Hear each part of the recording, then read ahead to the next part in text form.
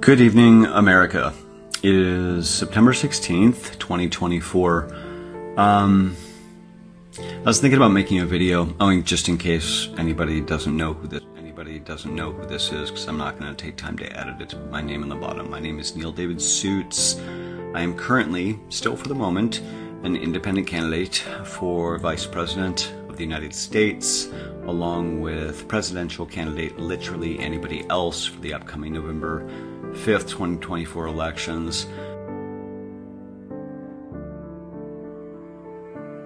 Neal David Sutz is a father of two sons, a best-selling author, a filmmaker, a public speaker, a research journalist, and a seeker of unadulterated truth in the world of politics, human rights, and most importantly, the rights of parents and children. My sons Corey and Skylar are the most important human beings in the world to me. Despite how alienated they are, wherever they are, whomever they might be with. This is for my sons, this is for my family, and this is for all the families and all the people that have been wrongly accused and defamed and had their families destroyed. However, as a holder of Level 1 IVP fingerprint clearance with the Arizona Department of Public Safety, which Neal still is to this very day, with an official mandate to report any and all crimes against children, women, men, and vulnerable persons, Neal and his now deceased wife, Courtney, turned in a child sexual exploitation video they found on Courtney's mother's cell phone, were immediately retaliated against by the perpetrators they turned in, and so, to protect their own two sons, Corey and Skylar, then 7 and 3, took refuge in Geneva, Switzerland to start a new life. Within a few weeks of their arrival, Neal was then falsely accused, by the same perpetrators in Arizona, via letters they wrote to Interpol, the U.S. Embassy in Switzerland, and the government of Geneva, using the method of projection of the crime committed by the criminal onto the person who did the right thing and turned in the real criminals into the appropriate authorities. Neal was also defamed by the same perpetrators as being a pedophile. He was also defamed in the aforementioned letters as having kidnapped his now late wife, Courtney, and their two sons, Corey and Skylar, with the intent to murder all three of them in Switzerland. Courtney had, in reality and in truth, already returned to Arizona due to severe Stockholm Syndrome 10 months after their arrival in Geneva, and ended up dying under horrific circumstances in Mesa, Arizona, a few years later. Neal, however, had never left Switzerland and continued to fight the Swiss legal system to have their sons returned to him.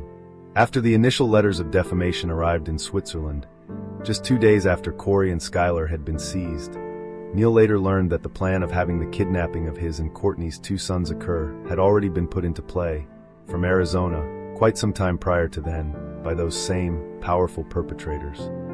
However, Sutz saw 5 psychiatrists for over 800 hours in Geneva for 8 years, all of whom concluded he was fine, not a danger, and had no problems recommending his children be returned to him.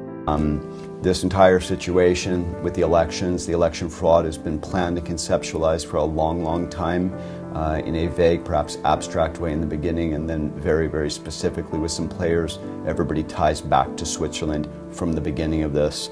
Despite never breaking a single law, during his 6.5 years in Switzerland, Sutz was detained 82 times by the Swiss police. He was also harassed by the government and threatened.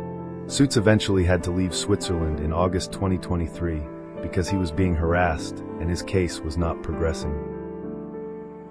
What you see there is a screenshot of what used to be a TikTok video that I had put online with a highly edited screenshot of the child pornography video that my late wife and I turned in to the Arizona authorities of Robert Grant Bradford, coincidentally, the man that tried to assassinate with his friends Sheriff Joe Arpaio in 2002, that was back in 2002, molesting our nephew, Austin. The people that are in the video, the man in the video himself, Robert Grant Bradford, and Damien, the son, are still free. The woman that filmed the video, Courtney's mother, still free for having done what they've done. His sons were subjected to psychological, physical, sexual, emotional, and spiritual abuse, which has been fully documented. His sons have been completely alienated and brainwashed to the point where they believe their father abandoned them. The Swiss government, and by extension America, are currently keeping his kids, making sure they continue to be abused as punishment for speaking the truth. Despite the irrefutable proof that my sons were never neglected. They were never abused in any way. Our sons were seized. It had already been going on in the United States. The letters of defamation written by my ex-brother-in-law, Damian Creamer, and my ex-parents-in-law, Robert Grant Bradford and Helen Creamer Bradford. I will not stand by and let this happen anymore. This has to stop immediately.